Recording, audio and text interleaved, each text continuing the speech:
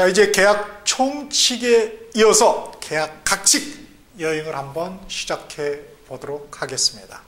자, 우리 채권에서는 계약 파트만 다룬다고 했죠? 그쵸?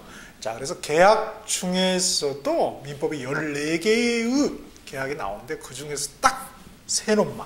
그래서 우리 첫 번째 나무 가지가 바로 매매죠. 그쵸? 자, 그럼 한번 먼저 하늘 위에서 조망을 한번 해보시죠. 민법 맨 앞 페이지 가셔서 그 나무 페이지 있죠? 한번 펴봅시다. 자, 보니까 왼쪽 나뭇가지가 매매교환, 오른쪽이 임대차 이렇게 되어 있죠. 그렇죠? 그래서 왼쪽은 일시적인 계약, 오른쪽은 계속적 계약이 되겠죠. 그렇죠? 자, 그러면은 우리 출제 핵심 보도록 하죠. 쭉 핵심에서 다음 페이지 보면 이제 우리 채권에 두 번째에서 매매 이렇게 나와 있습니다. 자, 출제 핵심 보기 전에 우리가 기본적인 핵심, 가장 우리 매매 파트의 근본적인 핵심은 홍쌤 또 그거 말하려고 그래서 오케이. 자, 그 감을 잡으셨으면 이미 된 겁니다. 그래서 매매 딱 보면은 매매가 뭘로 보여야 된다? 그렇죠. 계약으로 보여야 되죠. 그렇죠? 계약 채권행위죠. 그렇죠? 즉 매매라는 건 뭐다? 법률행위다. 그러니까 매매라는 법률행위에 따른 법률 효과가 어떻게 되고 그에 따른 법률 관계가 어떻게 되는지를 법 조문하고 판례 그리고 문제를 통해서 우리가 이해하는 게 가장 기본적인 핵심이 되겠습니다. 자, 그러면은 일단은 뭐 매매니까 채권행위니까 결국 법률 효과는 뭐가 발생이 되겠어요? 채권이 발생이 되겠지요. 그렇죠? 그리고 채권이라는 것은 법률 관계에 있어서 상대적일 수밖에 없는 그런 한계가 있지요. 그렇죠?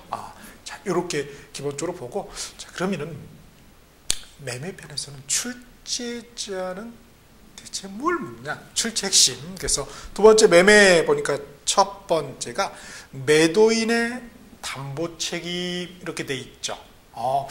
담보 어디서 많이 들어본 것 같죠? 우리 어디서 나왔습니까? 물권편의 담보 물권이죠. 그렇죠? 거기는 채권을 담보하는 거예요. 여기서는 매도인의 담보 책임이다. 즉 뭐예요? 매도인이 책임진다. 갑이라는 토지 또는 아파트의 그 매도인이 그죠?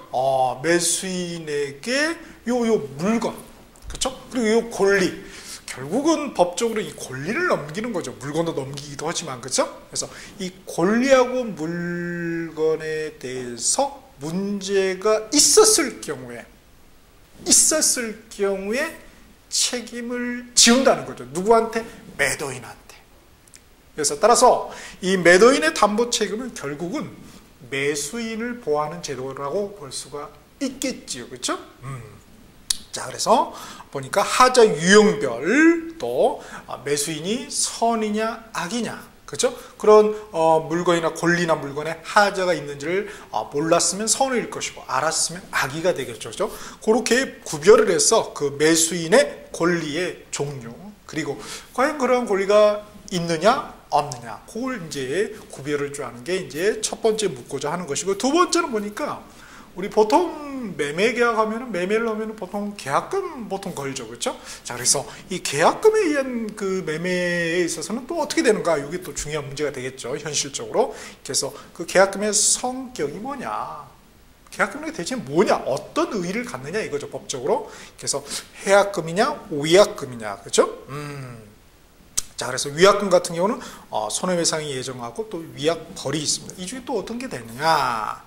그리고 이제 우리 계약금하고 또 계약금에 의해서도 이 계약금을 이제 해약금으로 봐서 해지를 할 수도 있거든요. 그렇죠? 그래서 이런 경우에 앞쪽이 우리 계약 총칙편에 해지가 있었죠. 그렇죠? 요 해지하고 그 다음에 이제 각칙의 이 매매에서 이 계약금에 의한 해제, 요거의 어떤 그쵸? 공통점 또 차이점은 뭐가 되는가? 이걸 이제 두 번째 출제자의 핵심이 되겠고요. 세 번째는 이제 환매 또는 그런 권리 환매권. 다시 사올 수 있다. 갑이 을한테 팔았는데 다시 사올 수 있는 거. 그렇게 또 매매하면서 동시에 뭐예요? 다시 사올 수 있도록 하는 거. 이게 이제 환매라고 합니다. 왜 그럴까? 그러니까 일반적인 어떤 매매는 아니라는 거죠. 그렇죠? 그래서 갑이 사실은 돈이 궁했어. 그러면 은행에 가면 되겠죠. 은행에 가면 사실 뭐 하면 돼요? 그렇죠. 우리 저당권 설정하고 해주고 돈 빌리면 될 거 아니에요? 그런데 그러지 못할 경우가 있겠죠. 그래서 사채업자라든지 이렇게 해서 어떻게 됩니까? 매도 형식을 빌리는 거예요. 그렇죠? 그래서 이 사채업자 을은 어떻게 됩니까? 내가 널 뭘 믿고 빌려주냐. 근데 저당권도 좀 그래. 그러니까 뭐예요? 아주 그냥 욕심이 독한 놈이죠. 야, 너 그거 넘겨. 나 이거 1억 빌려주는데 소유권 아예 넘겨. 그럼 갑은 안 되는데요. 그러니까 뭐라 그래? 대신 너가 그거 갚으면은 이거 사갈 수 있게 해줄게 다시. 그쵸? 그래서 요걸 뭐라고 그러냐면 요게 매도 담보라고 합니다. 담보를 하죠. 그 매도가. 그래서 매도 담보. 그래서 이 매도 담보하고 이제 동시에 그 매매하고 이루어진 게 바로 이 환매라는 거죠. 그랬을 경우에 그 내용, 환매가 성립하려면 어떤 요건을 충족해야 되는 기간은 또 어떻게 되는지, 또 등기하고 또 연계해서 환매권이라는 건 사실 채권이거죠, 본질은. 그러나 이제 등기를 어기면 채권의 물권화돼서 어떤 절대적 제3자에 주장할 수 있다는 거죠. 그리고 재매매 예약하고 또 완전 비교하는 거. 이게 이제 출제 핵심이 되겠습니다. 자, 그러면은 본격적으로 맨 뒤에 이제 우리 매매편 한번 가보죠. 자, 매매 펴셨습니까? 오케이. 자, 보니까 2번 매매 이렇게 되어 있습니다. 이제 핵심. 이게 이제 기본 핵심이죠. 그렇죠? 자, 이렇게 보겠고요. 결국은 이제 법률 효과에서 중요한 게 이제 매도인의 하자에 대한 담보 책임이다. 이렇게 되어 있습니다. 자, 그러면은 여기서 앞에 우리 계약 총칙의 순서가 제1관, 제2관, 제3관 이렇게 크게 세 부분으로 구성이 되어 있죠. 계약의 성립, 계약의 효력, 계약의 해지, 해제, 즉 계약의 소멸이죠. 이렇게 세 개 파트로 구성이 되어 있어요. 총칙은 다 통하는 거죠. 각칙에도 통하는 거죠. 그러니까 이거하고 비슷하게 돼 있을 것이다. 계약의 성립이니까 매매편에서는 매매의 성립이 나오겠네요. 그렇겠네. 그 다음에 매매의 효력이 나오겠네. 그쵸? 그 다음에 매매의 이렇게 소멸? 이거는 그렇고, 이거는 이미 총칙 파트에 그걸로 충분하다 이거예요. 그러니까 별도의 이제 독투가 한 게 나옵니다. 그럼 한번 볼까요? 제1관 총칙 이렇게 돼 있죠. 무슨 총칙이다? 매매 총칙이다. 매매 계약에. 그래서 563조가 뭐예요? 매매의 결국 성립이죠. 매매의 성립. 똑같네. 단지 그게 계약 중에서 매매일 뿐인 거죠. 틀은 똑같이 가져가는 거예요. 그 다음에 쭉 다음 페이지 쭉 보시면 제2관 매도인의 담보 책임 표 있죠. 그 위에 뭐라고 되어 있습니까? 매매의 효력. 제2관이 앞에서는 계약의 효력. 계약 중에서 매매의 효력. 똑같네. 계속 우려먹고 있네. 곰탕이네요, 곰탕. 그쵸? 자, 다음에 이제 쭉 가시면은 590조. 그 앞에 보시면, 핵심 앞에 보시면 제3관 환매라고 되어 있죠. 이제 독투간 이렇게 환매라는 게 또 나와 있습니다. 자, 이렇게 매매편은 크게 세 부분으로 법조문이 구성이 되어 있습니다. 자, 그러면은 제1관 총칙부터 보죠. 자, 제563조 매매의 성립이죠. 그렇죠? 자, 성립에다 빨간 펜으로 밑줄 쫙. 매매도 결국은 계약이다. 계약은 법률행위다. 그렇죠? 그럼 법률행위가 성립한 일반적인 성립 요건이 뭐였습니까? 앞에 우리 민법 총칙 파트에서 당목의, 당사자 목적 의사 표시가 있으면은 비로소 법률행위가 성립되죠. 그런데 이제 우리 채권 파트에서 이제 계약에서는 하나 더 플러스가 됐죠. 특별. 계약이라는 법률 행위는 특별 성립 요건이 하나 있었죠. 뭐였죠? 그쵸. 잘 기억이 안 나죠. 그러니까 계속 반복하는 겁니다. 의사표시의 합치다. 또는 의사표시의 합이다. 기억나시나요? 그겁니다. 당목이 의사표시의 합치. 끝. 그쵸. 이제 그 의사표시라는 거를 갖다가 우리 앞에 민법 전체 총칙에서는 그냥 이쪽이나 저쪽이나 매도이나 매수이나 그죠? 의사표시 이렇게 불렀던 거죠. 그죠? 그래서 요거를 매도인 그러지 않고 법률행위의 당사자. 요거를 매수인 그러지 않고 법률행위의 그죠? 상대방 이렇게 불렀던 거죠. 똑같은 건데 말이죠. 계속 이렇게 다르게 불러주는 거죠. 그렇죠? 우리 낭구님을 낭구님 이렇게 부르기도 하고 그쵸. 다시네 왼수 이렇게 부르기도 하듯이 말이죠. 사실은 계속 같은 거 한 것 같은 그런 생각 안 드세요? 그런 어떤 감이 왔을 때 뭔가 된 거다 이거죠. 자, 그래서 여기서도 마찬가지로 이제 뭐라고 합니까? 여기서는 이제 매매니까 법률행위 이렇지 않고 뭐라고 불러요? 매매계약 줄여서 매매 이렇게 부르는 거죠. 그렇죠? 자, 그래서 거기에 매도인, 매수인. 그렇죠? 여기서 의사표시를 갖다가 앞에 계약 총칙에서는 뭐라고 그랬습니까? 청약 승낙. 기억나십니까? 그리고 여기서는 뭐예요? 이제 구체적으로 뭐냐 이거예요. 그 청약 승낙을 뭐라 불렀냐 보니까 뭐라고 그래서 매매는 당사자 일방이 매도인을 말하겠죠. 재산권을 그죠? 상대방 재산권을 상대방에게 이전할 것을 약정하고 그쵸?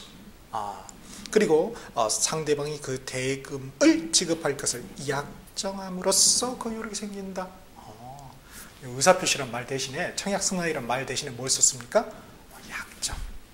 약속해서 정한다. 똑같네. 약속해서 정했으니까 의사표시가 딱 정해진 거죠. 즉 의사표시가 합치가 된 거죠. 그렇죠? 그래서 그 약정에다가 빨간 검정펜을 밑줄로 오시고 의사표시 이렇게 돼 있죠? 거기다 하나 더 넣으십시오. 의사표시 다음에 이렇게 의 합치. 의사표시의 합치로서 그 효력이 생긴다. 오케이. 자, 이때 말이죠. 다시 매매는 상대 당사자 일방이 재산권이라고 그랬죠. 재산권은 뭐예요? 자기 것만 되는 게 아니라 뭡니까? 타인 것도 된다는 거. 그렇죠? 남의 것도 팔아먹을 수 있다는 거예요. 정말요? 네, 있습니다. 대신 나중에 이제 우리가 채권행위는 뭐라고 그랬습니까? 의무부담행위라 했죠? 의무를 부담하게 돼요. 나중에 넘겨줄 의무가 있는 거죠. 그때 안 넘겨줬을 때 너 책임져! 그게 뭡니까? 너 매도인 책임져! 그렇죠. 그게 바로 매도인의 담보 책임이 되는 거죠. 그렇게 다 보완장치를 다 해놨습니다. 오케이? 자, 핵심에 보니까 매매는 낙성, 쌍무, 유상, 불료식 계약이다. 이건 기본이고요. 여기서 이제 쌍무 계약의 의미가 있죠. 우리 쌍무 계약의 효력으로서 우리 중요했던 게 뭡니까? 첫 번째가 그렇죠. 동시행위 항변권 앞에 계약 총칙에서 두 번째가 위험 부담의 문제. 오케이, 그죠? 그런 게 이제 또 문제가 될 수도 있겠죠. 그 다음에 두 번째 점에서는 타인에다 검정펜 이미 말씀드렸죠. 자기 것뿐만 아니라 타인 것도 된다. 그 다음에 세 번째 점 쭉 가면은 장래 것도 관계없다. 그렇죠? 장래에다 검정펜. 그렇죠? 우리 아파트 분양 매매 계약이잖아요. 그죠? 건설회사가 아파트 있습니까? 가보면은 물론 있기도 하지만은 그죠. 먼저 선분양을 하잖아요. 오케이? 없어. 말뚝만 박아놓고 분양한데 못 알아서 지어놓고 아파트 어디 있어요? 없는데 장래 거 가능합니까? 그러니까 이렇게 계약을 하겠죠. 그렇죠? 그러면 사기지. 그렇죠? 그래서 이렇게 되고요. 장래에다 검정펜. 그 다음 네 번째 점 끝에 반드시 금전에 한다. 금전에다 검정펜 비춰. 반대급부는 물건 넘겼으면 재산권 넘겼으면 반드시 돈을 줘요. 돈 안 주고 뭐 돼지로 줬다. 이런 뭐예요? 그건 교환이라고 우리가 그러는 거죠. 그러는구나. 그 다음에 다섯 번째 점에 맨 끝에 이제 과실이라는 게 있죠. 자, 과실에다가 그쵸. 검정펜. 여기서 과실은 잘못했다 이런 게 아니라 뭡니까? 실수했다 이런 게 아니라 열매. 그죠? 열매. 그래서 열매는 누구 거냐? 그래서 587조에서 볼 것입니다. 다음의 점에서 그 화살표에서 재산권 이전 약정과 약정이다. 약정이 중요한 거지, 그죠? 이전 딱 해야 되는 거예요. 이전 약정 되는 거지. 이전해야 되는 건 아니다는 거예요. 그 다음에 점 보면은 매매는 쭉 보시면은 끝에 두 가지 점에 대한 합치 약정에다가 검정펜 밑줄 그렇게 이제 하면은 의사표시 합치만 있으면 성립된다는 것입니다. 다음에 이제 564조 보죠. 매매의 일방 예약 이렇게 되어 있습니다. 자, 예약에다 형광펜으로 밑줄 쫙 예약하는 거죠. 자, 그래서 우리 영화표만에 예약하는 게 아니라 여기도 예약한단 말이에요. 식당만 이렇게 예약하는 게 아니라. 자, 그래서 예약에다가 형광펜 하셨죠? 자, 출제자부터 날개박스 보겠습니다. 매매 예약, 매매 일방 예약. 한쪽만 이렇게 할 수 있는 거. 쌍방 예약도 있습니다. 근데 일단은 흔한 경우가 이제 우리 일방이죠. 그래서 일방 예약의 사례상, 그죠? 예약자의 권리를 과연 이해할 수 있는가, 수험생들이. 예약자에는 어떤 권리가 있는가? 결국은 당사자가 또는 제3자가 이들 간의 권리 의무 관계, 법률 관계, 권리 의무 유무를 판단할 수 있느냐 없느냐죠. 결국 다 사례 문제는 주장할 수 있느냐 없느냐, 대항할 수 있느냐 없느냐, 그런 권리가 있느냐 없느냐죠. 본질은 그겁니다. 그렇죠? 자, 1항에 보니까 매매의 일방예약은 상대방이 매매를 완결에다 검정펜 하시고요. 할 의사표시 검정펜. 그러니까 예약도 뭐다? 의사표시가 있으면 당연히 뭡니까? 그렇죠. 법률에 계속 같은 얘기 오고 있는 거예요. 저만 그런 게 아니라 조문도 같은 얘기 오고 있는 겁니다. 자, 표시하는 데에는 매매의 효력이 생긴다. 그죠? 효력 뭐다? 그렇죠. 법률 효과. 그렇죠? 예약 법률 행위. 그렇죠? 효력, 법률 효과 생긴다. 계속 같은 말 하고 있죠? 자, 이렇게 되겠습니다. 생긴다. 그래서 이제 나중에 이제 실제로 매매를 하게 되면 이제 이거를 갖다 이제 진짜 본래적 계약이다 해서 본계약이다 이런 표현을 또 써주는 것이죠. 2항의 전항의 1항의 의사표시의 기간을 정하지 않는 때는 예약자는 상당한 기간을 정하여 매매 완결 여부, 매매할 거니 말 거니, 완성 지을 건지 결정할 거니 말 건지를 그 여부의 확답을 최고할 수 있다. 최고에다 검정펜. 또 최고하고도 관계되고요. 3항의 예약자가 전항의 기간 내에 확답을 받지 못한 때는 그죠? 예약은 그 효력을 잃는다. 그래서 잃는다. 그죠? 이렇게 잃느냐, 효력이 생기냐, 효력이 있느냐, 이거 중요해요. 끝말. 항상 우리 조문은 그죠? 끝말, 평어, 일상평어, 끝말. 이걸 살짝 뒤바꿔서 그렇죠? 그렇게 되느냐, 안 되느냐. 자, 그래서 밑에 보면 매매예약에서 예약 보니까 밑줄 봅시다. 그 자체는 예약이라는 거 그 자체는 언제나 채권계약이에요. 채권. 그렇죠? 그러나 그에 기하여 기초에서 장차 체결될 본계약은 본계약, 매매계약은 반드시 채권계약에 한하지 않는다. 그죠? 꼭 채권계약일 필요는 없다. 그 다음에 매매 예약 완결권자, 예약 완결권에다 파란펜을 밑줄 하시고요. 매매 일방 예약 또는 쌍방 예약에 의해서 예약 권리자가 상대방에 대하여 매매 완결의 의사표시, 나 매매하겠다, 이렇게 완성 짓겠다, 결정하겠다, 이 완결의 의사표시를 쓰는 권리를 뭐라고 그런다? 예약 완결권. 자, 밑줄 봅시다. 형성권. 검정펜. 이거는 형성권이면, 형성권은 뭐였죠? 상대방이 물어볼 필요가 없고 그냥 그 권리의 그죠? 의사표시하면 그렇게 법률 효과가 형성되는 거죠. 형성. 그죠? 형성. 일방적으로 형성된다. 그래서 형성권. 형성권 우리 어디서 배웠는데? 배운 것 같아요. 그래서 우리 앞에 저기 뭐가 있었습니까? 우리 민법 전체 총칙에서는 무효 취소할 때 그 취소권이 바로 형성권이었죠. 그 다음에 물권에서는 그 지상권에서 지상물 매수 청구권, 형성권이었죠. 그죠? 청구권이지만 사실 청구권이 아니고 법률적으로 형성권이다. 청구권은 뭐예요? 요청 땡이야. 상대방이 말면 많은 거예요. 그죠? 그 다음에 우리 앞에 계약 총칙에서도 나왔었는데, 그렇죠. 해지권도 형성권이라고 그랬죠. 다 이렇게 분포가 되어 있죠. 이거 이제 구술이 서말이라도 그렇죠. 꿰어야 법에다. 일이 관칙. 그 다음에 제책기간 10년 검정펜 밑줄을 씌고요. 그 다음 가등기 검정펜, 가능하겠죠, 골리니까. 그 다음에 양도성, 골리니까 양도할 수 있죠. 그죠? 양도성 검정펜. 그 다음에 채권자 대위권 검정펜의 객체가 된다. 이렇게 되어 있습니다. 그 다음 밑에 이제 판례 내용이 있는데, 그 중에서 이제 우리가 볼 게 마지막 다음 페이지 보시면은 화살표. 맨 끝에 거 있죠, 그죠? 그 박스에. 그래서 거기에 밑줄 돼 있습니다. 복수 채권자 중 1위는 단독으로 매매 예약 완결권 소송상 행사할 수 없다. 왜 없느냐가 바로 그 밑에 이유죠. 형성권 행사는 뭐다? 그렇죠. 처분행위죠. 처분행위다. 따라서 그렇죠. 우리 공유 같은 경우는 공유 같은 공동소유, 우리 물권 파트. 그죠? 그 법 내용은 뭐야? 전원이 동의가 있어야 되잖아요. 마찬가지로 여기도 전원이 공동으로 행사해야 된다. 단독으로 행사할 수가 없다. 있다 없다. 판결은 그 끝말이 중요한 거죠. 자, 이렇게 봤고요. 그 다음에 이제 565조 해약금이 나와 있는데요. 그거 보기 전에 밑에 그 계약금 있죠, 그렇죠? 계약금. 자, 요 계약금에다가 형광펜으로 밑줄 쫙 합시다. 계약금에다가 그 표 있죠? 자, 계약금을 걸었는데 그때 과연 위약금 깨졌을 때 그죠? 위약금 특약이 있느냐 없느냐에 따라서 그 계약금의 성질이 달라져요. 그죠? 자, 그래서 위약금 특약이 없으면 아무 말이 없어요. 그건 단지 뭐일 뿐이다?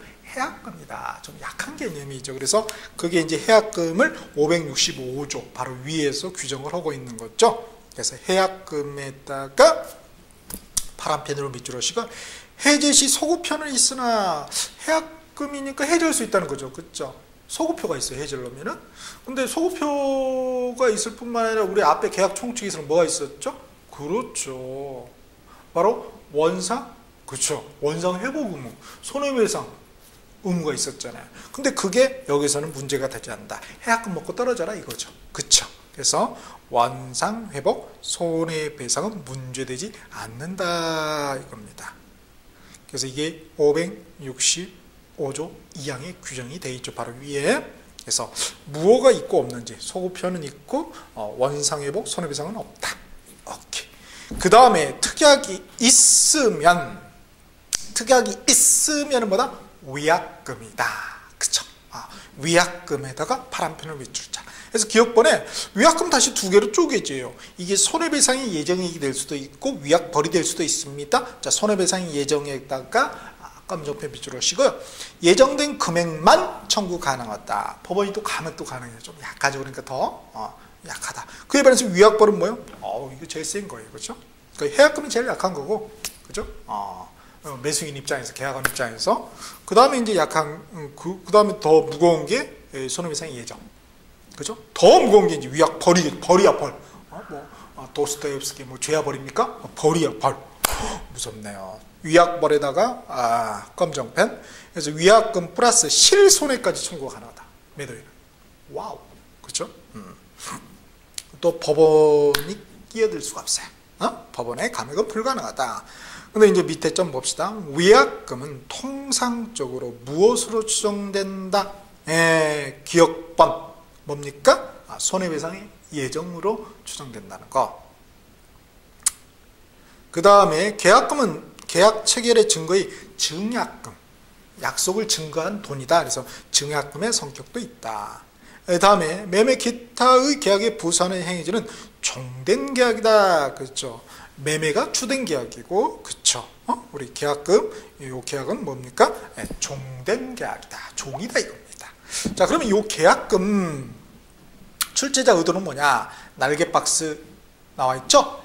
자, 계약금에 관련 조문이랑 결국 이제 위약금 특약이 없는 경우에 해약금이라고 했죠. 그러니까 565조가 되겠죠? 조문과 또 그에 관련된 판례. 그래서 항상 조문 판례죠. 조문 판례. 특히 이제 이 판례가 좀 많이 문제를 내는 거죠. 그래서 그 밑에 이제 판례가 이렇게 잘 정리가 되어 있습니다. 이렇게 알고 있는가? 자, 항상 조문이 중요하다고 그랬죠? 565조를 보죠. 자, 해약 금에다 파란펜 밑줄 하시고요. 자, 요 규정은 뭐다? 임의 규정이다. 임의 규정이다. 즉 배제 특약은 유효다. 이렇게 안 하기로 하면은 그죠? 된다 이거야. 안 해도 된다. 자, 그래서 배제 특약 유효에다가 검정펜 밑줄 쫙 합시다. 자, 배제 특약 유효면은 결국 뭐예요? 이런 경우는 1항에 보니까 맨 끝에 뭐예요? 해제할 수 있다 이렇게 되어 있죠. 만약에 이거 우리 해약금 이거 배제하자 이렇게 맺었어요. 그리고 특약을 특별한 약속을 했어요. 계약금을 걸더라도 이건 해약금 아니에요 이렇게 했다 이거예요. 그러면은 계약금에 의한 해제할 수가 그렇죠 없겠네요. 그렇죠. 그게 이제 또 하나의 판례의 내용입니다. 2008년도에. 그러니까 그렇게 사실 이제 조문만 잘 알고 있으면은 뭐 그렇지 뭐 그렇게 그죠. 어차피 판사님도 조문 뺏겨서 이렇게 판결하시는 거잖아요. 그렇죠? 자, 1항 보겠습니다. 매매의 당사자 일방이 계약 당시에 금전 기타 물건을 계약금, 보증금 등 명목으로 상대방 교부한테 준 때에는 당사자는 다른 약정이 없는 한, 다른 약정이 이게 뭐예요? 그렇죠. 그게 배제 특약이죠. 그게 없다면은 항상 어떤 if 가정이 항상 있는 거야. if. 그렇다면. 약정이 없는 한 당사자의 일방이 이행에 착수할 때까지, 요게 중요하죠. 그때까지만. 착수하기 전까지만. 착수해버리면 못한다는 거죠. 자, 교부자는 돈 준 놈 누구겠어요? 매수인 말이죠. 교부자는 이를 포기하고 이가 뭐예요? 계약금 등이겠죠. 계약금을 포기하고 수령자 매도인은 그 계약금이 아니죠. 이가 아니죠. 이를 상환하여가 아니죠. 그 배액이죠. 그는 뭐예요? 그는 뭐예요? 이가 뭐예요? 계약금 배액이죠. 결국 계약금 배액을 상환하여서 매매 계약을 해제할 수 있다. 자, 해제하다 검정펜. 이게 뭐예요? 계약금에 대한 해제죠. 그렇죠. 우리 보통 이제 해제하면은 이제 그죠. 보통 이제 약정의 조건, 뭐 법정의 조건 이러지 않습니까? 이거는 이제 계약금에 의한 어떤 해제로 봐서 좀 독특하죠, 그렇죠? 자, 그다음에 2항에 551조의 규정은 전항 565조 1항에 적용하지 않는다. 551조가 뭐였습니까? 그렇죠. 원상회복하고 손해상 종공 관련 문제였죠. 이게 의무가 없다는 것이 됩니다. 그렇죠? 상당히 그 의미를 갖게 되는 것이지요. 그렇죠? 자, 이렇게 보면 되겠습니다. 자, 요 이제 판례 한번 보실까요? 판례. 자, 판례는 항상 그렇죠. 결론 끝말만 유의하시면 된다는 거예요. 자, 첫 번째, 계약금을 위약금으로 한다는 특약이 없는 한 뭘 뿐이다? 해약금일 뿐이다. 이미 그 오른쪽 그 계약금 밑에 표에서 정리를 했고요. 그 다음 두 번째, 이행의 준비만으로는 이행의 착수라고 볼 수 없다. 있다 없다 유무.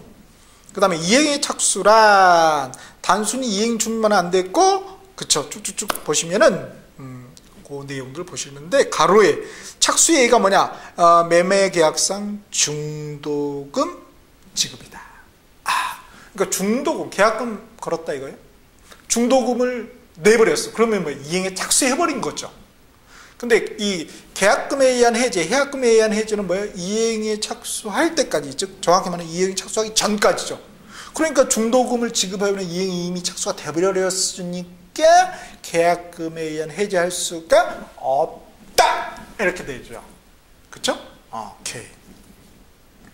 자, 그렇게. 그 다음에 또 하나의 판례가 있는데, 요거 중도금 지급과 관련돼서요. 중도금 지급기 이전에 중도금을 냈다 이거예요. 과연 그것도 이행의 착수냐? 이행의 착수다. 이렇게 우리 판례는 보고 있다는 거 주의하시고요. 그쵸? 그래서 그런 경우에라도 이행의 착수이기 때문에 계약금에 의한 계약 해지를 할 수 없다는 거. 그 다음에 점 보시면 이행의 제공이 있으면 족하지 공탁할 필요 없다. 공탁 없다. 있는지 없는지.